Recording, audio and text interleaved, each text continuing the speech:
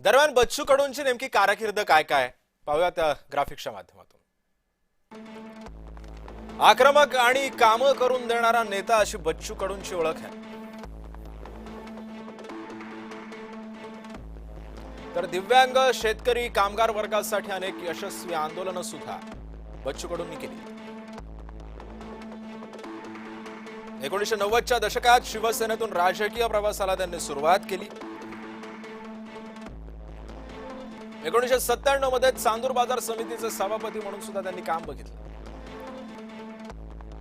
सभापती असताना शौचालय घोटाळ्याची पोलखोल बच्चू कडूंनी केली।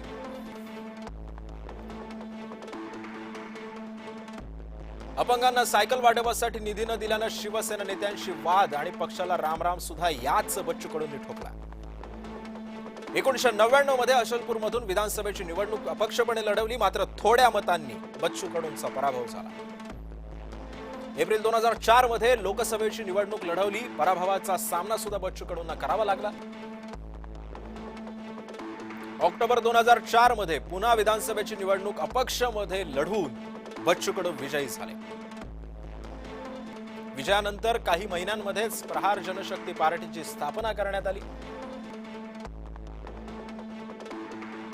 2009, 2014 आणि 2019 याच कालावधीमध्ये अचलपूरमधून ते विजयी झाले। 2019 मध्ये तर मविया सरकारमध्ये दिव्यांग मंत्री म्हणून सुद्धा बच्चू कडूंनी काम बघितलं। शिवसेनेमध्ये उभी फूट पडल्यानंतर कडू शिंदेंसोबत होते,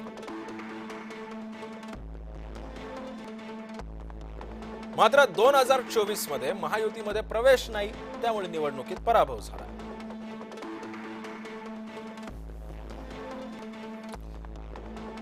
दरम्यान शिवसेनेमध्ये गेल्यास बच्चू कडूंनी नेमके काय प्रश्न उपस्थित होतील हे सुद्धा पाहतोय। शिवसेनेतले अन्य नेते कडूंना स्वीकारणार का, हा मोठा प्रश्न या निमित्तानं उपस्थित होतोय। अकोला अमरावती पट्ट्यातल्या स्थानिक नेते सहकार्य करतील का,